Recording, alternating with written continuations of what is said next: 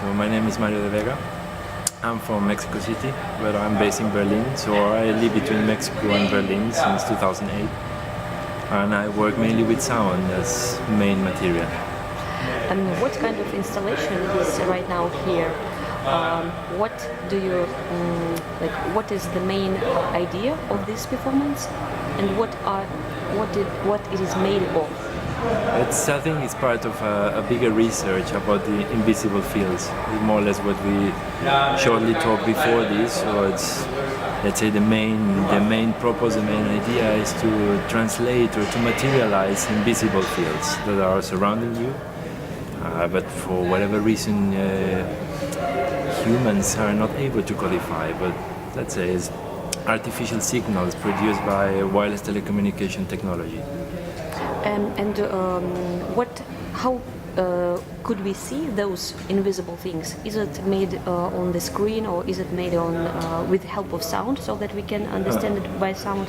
Like, what kind of methods could we get? Two things. So one, it's let's say a receiver, so a normal transceiver that you see most of the times in rooftops or in certain buildings, and a special designed electronic circuit that translate all the information or the traffic that is receiving these antennas to be translated into sound. So what you see is the mast installed in the location, in operation, and a translation of this information into sound. Cool. And how did you get the inspiration to make it? I mean, how this idea came to your mind? What is the start? What was the start of this installation? Growing up in a country where one of the richest men in the world is Mexican and owns all the telecommunication infrastructure, and thinking in possible negative effects of this in humans.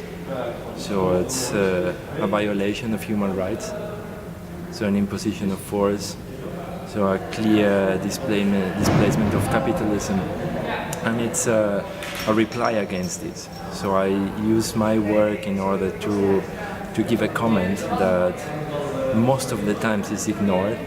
So we just see these antennas surrounding us. All of us have a mobile phone in our pocket, so we are connected to the internet 24/7, but we never think in the possible side effects of this.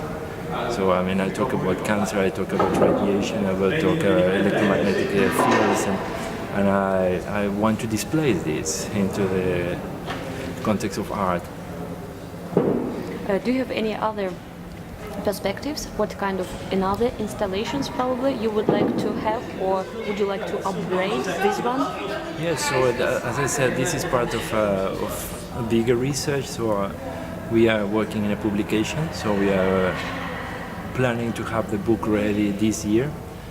So it's I work together with two of my colleagues, so Victor Masson Gardoki, that is here, so we have worked together since 2008, and Daniela Silvestrin, German living in Berlin. Victor is from Spain, and so we are working in editing a book about mainly in invisibility and fear, so that involves all these topics of negative side effects of wireless telecommunication technology and all this what I said before. Great. And just one more philosophical question. What is fear for you? What do you think about fear? Yeah, so that's an interesting question. So I think all what is uncertain, unknown, so like under control, or in our understanding of control, confronts you. So confront you and minimize your existence. So what I mean with fear in this sense is this imposition of force that are completely subtle, so that you don't really realize that there's a mechanism of control underneath all this infrastructure.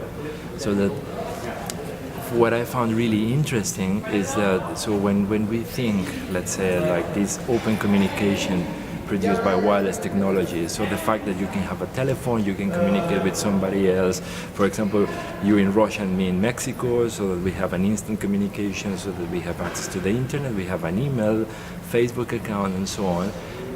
but I think in the other part of this, or as a mechanism of social control, so that somebody else knows that we had a phone call, so that we had a Facebook account, so that we probably use Google Maps to go to a certain location. So there are all this information underneath.